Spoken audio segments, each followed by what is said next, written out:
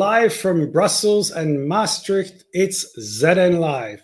And today I am very excited because we have a special guest, Paul Rulkens, who is an expert at change management. He's an author of 2 books, and he is a TED speaker with over 6 million views. And he has a lot of experience working with all sorts of organizations on change management. And actually, recently, Paul, you posted something on Twitter. Businesses fail according to a predictable pattern, first gradually, then suddenly. Now, a lot of our viewers and a lot of the community we work with is looking at X, formerly known as Twitter, and wondering if this is what's happening there. So tell us a little bit about what you mean by that, and do you think it applies to X? Phil, yeah. So thanks for having me on the show. This is what I mean with it. Businesses fail first gradually and then suddenly. What it means is that typically when businesses become comfortable, they are playing not to lose instead of playing to win. So instead of innovating, they are trying to consolidate what they have. And the quickest way to lose business is try to consolidate what you have. So when I look at businesses, I always look at their innovation power. So are they busy reinventing themselves and doing new things? And if I apply that to other businesses, for example, Twitter, I see there's a lot of innovation going on in Twitter right now. Too early to tell what is going to be the end result, but I see that the innovation is there. Right. So actually, then you would consider Twitter more as a kind of almost like a redevelopment phase, because as a business, Twitter is quite old, but with the acquisition and the transformation, it's almost like we're looking at a startup or a new business entirely. Correct. So reinventing themselves, clearly not interested in the old way of doing things, but doing things differently. And the question if it is going to be successful, and it's difficult to predict the future, but that is at least the trend which I see. Yeah, I think that the real difficulty with Twitter is, and this is what I was thinking, is like, why didn't Elon Musk just start a new business? What's the point of buying something which is a brand and a community and almost throwing away all the core values and the brand and the foundations and starting something fresh? Do you think that makes sense? I mean, this is literally my feeling is. Buying Twitter was a mistake, and then rebranding it is okay. Let's try to do something completely different. But I don't see this as part of a master plan. I see this as kind of something being invented as he goes along. Do you have any thoughts on that? What I see when people buy companies or other companies buy companies, what they in the end do is they don't buy technology, but they buy access to customers. And as long as you have access to customers and maintain this access to customers, then businesses can be successful. If you only rely on technology, if you only rely on assets, this is typically a moment that you lose the business. So what I see with Twitter, that the acquisition has been acquisition of customers. Now the question is, of course, can you grow the customer base and can you maintain your existing customers? And that's still in the open. Yeah, I think that's the real challenge, is that people are clearly gradually leaving. There's a small part leaving. There's some people that might be more excited to be there, but I think a lot of the community of people that we're working with, which is the EU decision makers, journalists, are feeling uncomfortable with the platform, and I think they certainly don't care about the super app business plan that Elon Musk is talking about. Now, talking about change management, and I know this is this is part of your core expertise. We met in Zurich at a conference where you were talking about this. You were helping executives from associations to make transformations. So maybe two questions I have for you is, number one, for people in the world of associations, what are the things that you think they should look forward to in order to achieve change? And then the second question, and that's something I'd like to explore further, is what about very large and complicated organizations like the EU Commission, like the Parliament? Change is a fascinating subject because if you look at my expertise is high performance. And high performance is about how do you consistently achieve big goals in the laziest way possible. And that's my definition of high performance. And typically what I see with organizations, when I work with organizations and they want to do something different, for example, innovate or move into a new organization. The first step of change is always you have to let go in order to reach out. It's strategic quitting. So your ability to quit things will release the time and the money and the energy to do different things.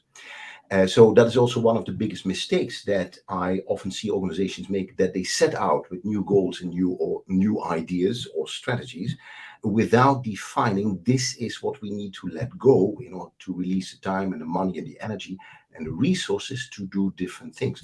So my point always is, if you move into transition, if you move into something new, the first page you have to consider, the first thing you have to consider is, what is it that you're going to stop?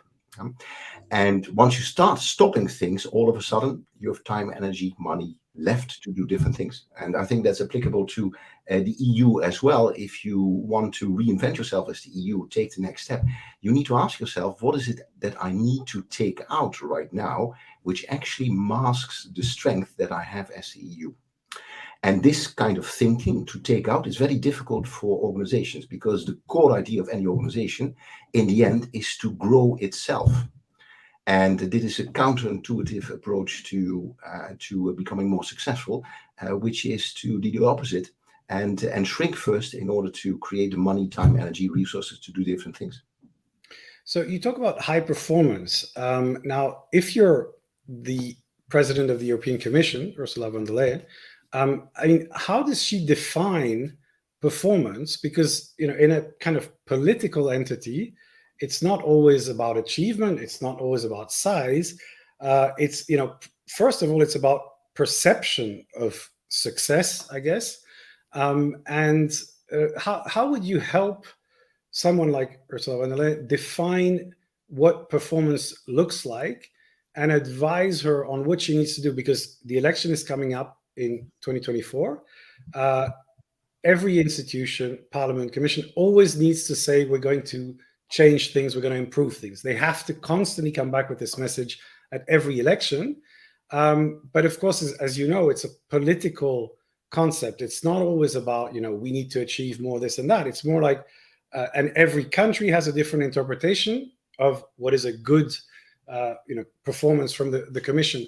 So how would you help define what is high performance and then achieve that high performance in the context of the EU? I was when you asked this question, I was watching curling. I think that was a couple of months ago. It's a fascinating sport. So it's a sport where you have this thing which is thrown on the ice, and you have those people with brooms, right? And I think this is a great metaphor the way I consider politics and I consider EU. The biggest role that they can play is to be the broom people. Yeah, the people with the broom. So to ensure that the citizens of the EU can be successful. So you need to take out everything, every obstacle which prevents them from being successful. So instead of stepping in and doing it yourself or trying to do it yourself, the question I would have asked ourselves, what is that we need to do to take out obstacles so the citizens of the EU can become much more successful? And I think that's an interesting approach, because all of a sudden you will see the stuff that you need to take out, which will prevent people from having high performance, from really moving to the next stage, really moving to the next level. Yeah, it's very interesting. Actually, we worked with Jean-Claude Juncker during the election 2 cycles ago. And one of the messages was, we need less Europe, but better Europe. That might be, but again, it's all well and good to say that, but then how will you turn that into a plan? Because I think what you're talking about is create the space for businesses, other people, citizens to thrive. But you still need to define that. Have you got experience in doing that, or have you seen this being done in a political context, in a kind of government or civil service kind of context? Well, keep in mind, every organization in the end is political, and some organizations are more political than others. So the political context is always there. Here's what I found in a political context. In the end, why do people change? Why do people want to do different things? And there are 3 reasons why. The first one is compliance. You have to, because the law tells you, or the rules tells you, or we will fire you if you don't. The second one is peer pressure. It's a good idea to do this because your peers are also doing it, and they have great results. The third one is enlightened self-interest. And enlightened self-interest is, hey, wait a second, if I do this differently, it will help me to achieve my goals. Yeah?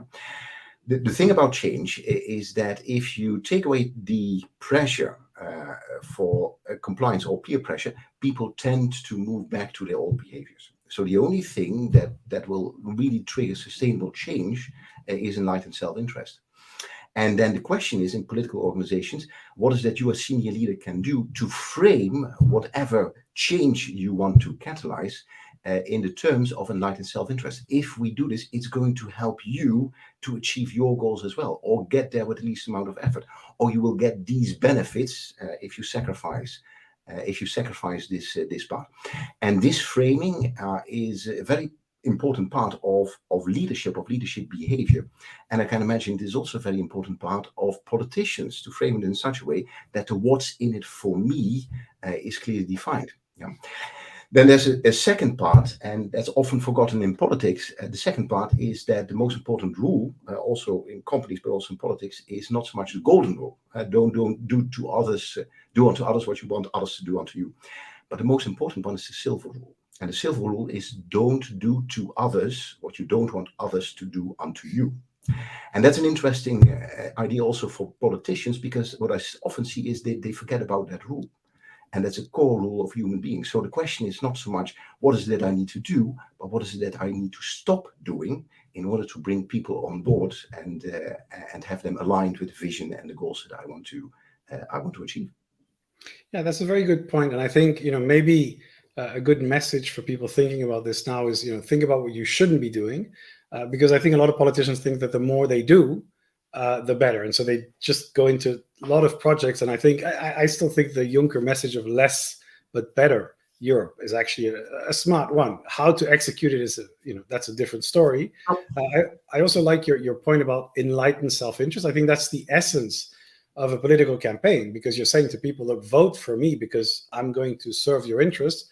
The challenge that EU politicians face is that they have so many different stories to so many different audiences per country, per region, that they have to figure out how to give a somehow coherent message across all these different audiences. And I think that's one of the biggest challenges that they face.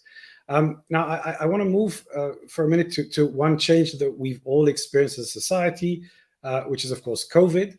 And, it's kind of already, it feels like a long time ago, strangely, because it wasn't that long. Yeah. And, I think we see films with masks now and we go like, oh, I wonder, oh, yeah, that's true. That was a thing. So I just want to know, from your point of view, how profoundly do you think we've been affected by COVID? And how much have we kind of bounced back and become, return to previous behaviors, and how much of it will stay with us and reshape the way organizations, companies, and people function? So let me answer that question in two ways, and two areas where I'm working with. The first area I'm working with is as a speaker, a professional speaker, and COVID, of course, has impacted my business. Now, this is what I see typically in the professional speaker world and also in the communication world. That I see a movement from professional speakers. They were there for entertainment. Then at a certain point in time, they were there for expertise. And now they are there for giving an experience. And so what you see is that the audience, typically if you have a live audience, a physical audience, they expect more from a meeting or a conference or a business workshop than it used to be. And I think that COVID has revealed, then has brought the expectations up from a professional speaker point of view. So that's one thing. The second thing which I have seen is that COVID has revealed something else. And it has revealed that, especially in the time of knowledge workers, that a lot of stuff can be done online, right? Virtually. We have all seen that one. But here's the thing, and we need to realize that too, and that's an important issue for each of us. If your job can be done completely virtually, then it can be done by someone else at another place in the world much cheaper. Yeah.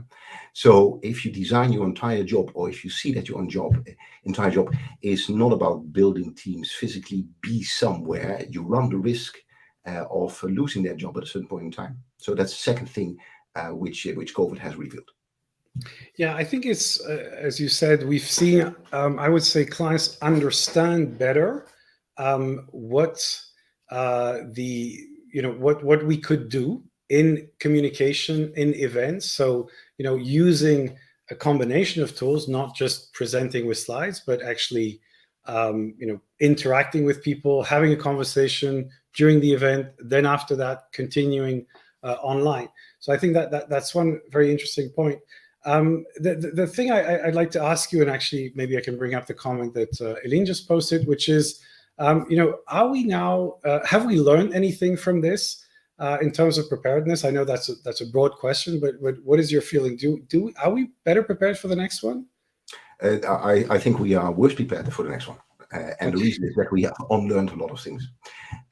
Typically, here's my observation. When people, teams, and organizations hit a wall, they tend to do one of two things. They either do more of the same things or less of the same things. It is very rare that they start to do different things. And what I've seen, also in the preparedness, thinking about fragility, is that the tendency is to continue to do what we have done, but more. Instead of doing different things. So I believe that the preparedness is even less. The other thing is that the preparedness is even less because many of us have simply outsourced our thinking. Yeah, and that's typically something which I also see with the coming of AI. What AI is doing, artificial intelligence, it gives you access to information as if it is intelligence, but it also outsources your thinking. We are no longer taught to simply think. So if we outsource our thinking with AI and systems and processes which think for us, at the moment things are really difficult. To learn how to think at that point is extremely difficult. So one of the key elements for us in order to prepare for the next pandemic or the next chaotic event is to teach ourselves how to think, because only if we think we are able to deal with crisis.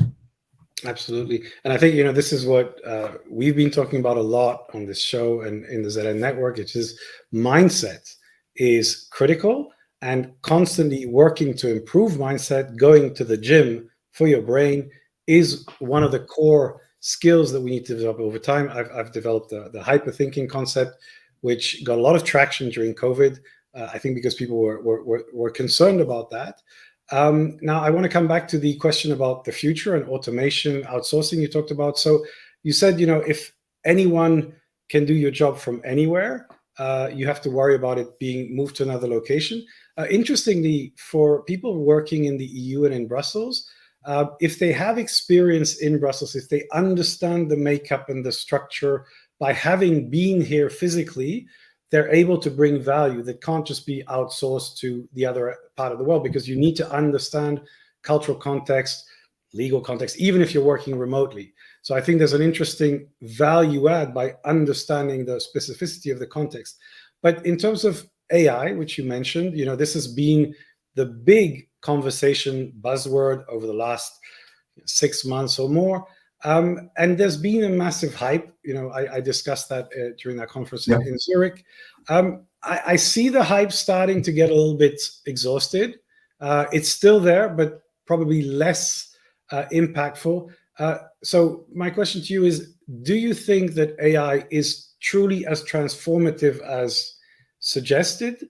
And are you seeing the hype kind of slowing down a little bit, or do you think it's going to continue to accelerate and transform things?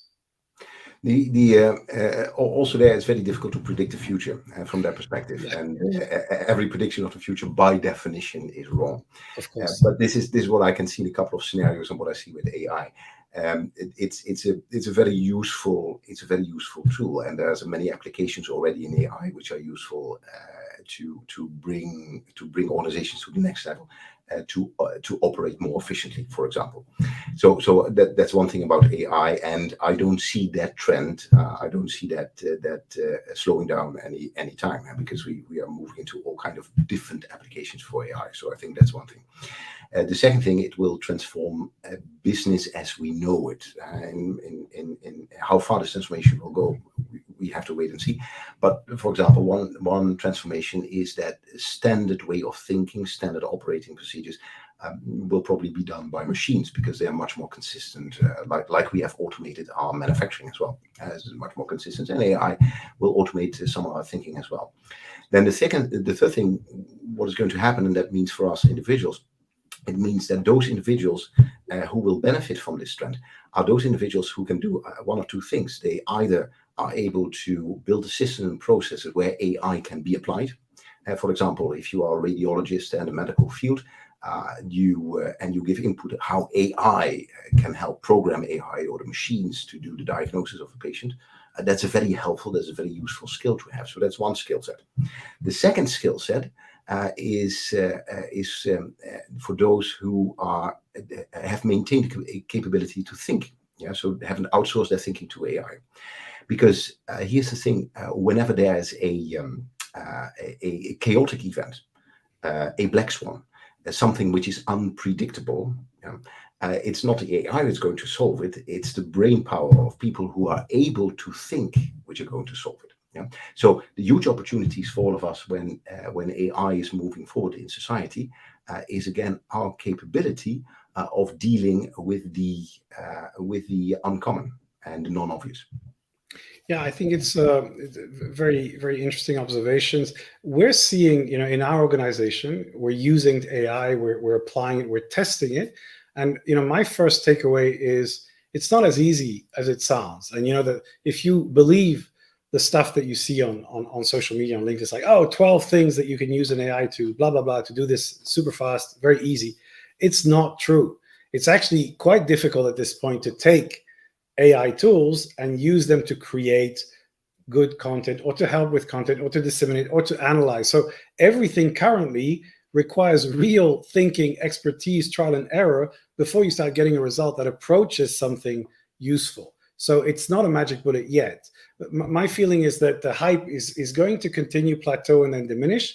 And the reality of the transformation will happen kind of in the background until we get bored and the real transformation starts. I saw, that was my experience with a lot of the mobile transformation, a lot of hype, people very disappointed, and then suddenly the transformation happens after the hype cycle is over. So it was quite an interesting kind of paradox. Now, you've already touched on some of these things, but I just want to ask you, when you meet somebody, a recent graduate, somebody who's about to start their career, what are the things that you say they need to look out for in terms of mindset and skills to be successful in this environment? Yeah, I think a couple of things are important here. The first thing is to understand your own strength, the strength that you have as an individual. And the reason is it's much easier to double your strength than try to compensate your weaknesses. So your development is not about trying to compensate your weaknesses. It's about finding your strength and spiking this strength. Use it to the utmost. So that's I think one important part for professionals, young or even people who are in the field. The second part is to take a look at what you do. And if you want to take the next step, become better, it's not only important to understand your strength, but take out everything which masks your strength. Take out everything which masks your strength. Take out environments, take out relationships, take out activities, take out projects. So take a look at your entire environment and take out everything which is not helping you to apply your strength. So that's the second thing. The third thing is that your ability to think will make you stand apart from everyone else. So if you want to stand apart like a tall giraffe surrounded by tiny field mice, here's the trick: become an expert. Become an expert in your field. And I had this conversation with my children. They are 12 and 15 years old. And what I told them, listen, that's a fascinating resource that we have available. It's called books. Now, if you decide to become an expert, then read 30 books about this field within a year. 2 books, 1 book every 2 weeks, something like that. And here's my guarantee. My guarantee is after a year, you are part of the 1% of the 1% of the 1% of the experts in that field. And the reason is that reading books is a very valuable skill, but it is less and less done nowadays. We see less and less books being read, less and less books being read consistently. I was looking at the statistics from Amazon. It says more than 85% of the books which are sold on Amazon about personal or professional development are gifts for other people. Think about that. Very interesting. Yeah. So that statistic alone tells you how to simply stand apart from everyone else. Well, I think that's the perfect segue for our recommendation slot. So here we come.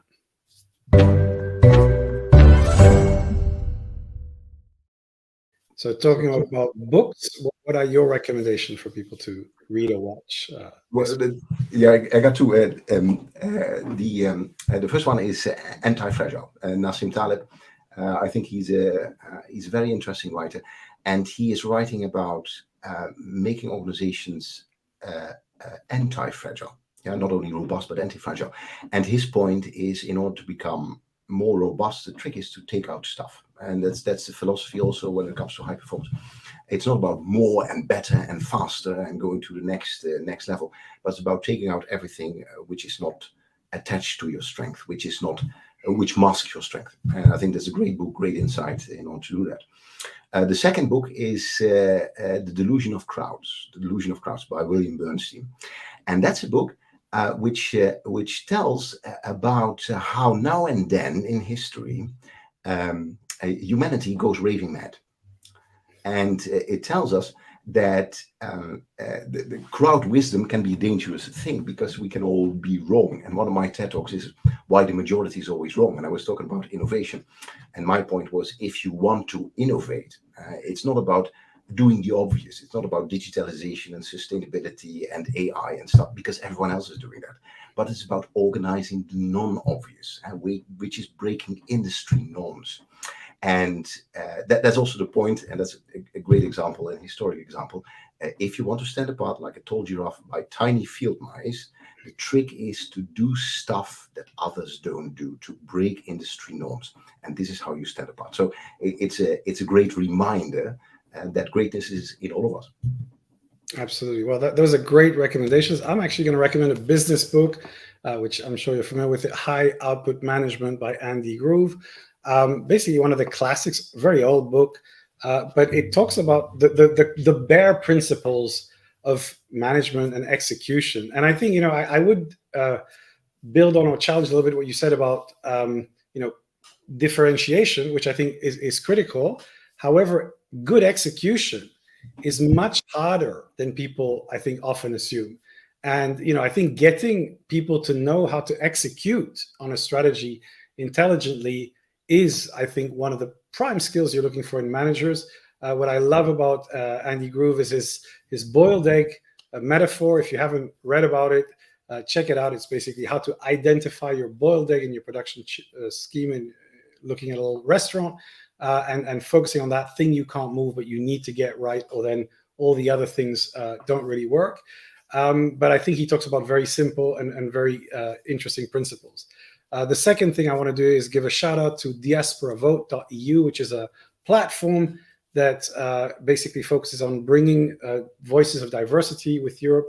And his thing is going to be critical for the election to get as many voices as we can heard, to make sure that we have a kind of constructive conversation to find out what's going to happen with Europe and to make sure that we engage as many people as possible.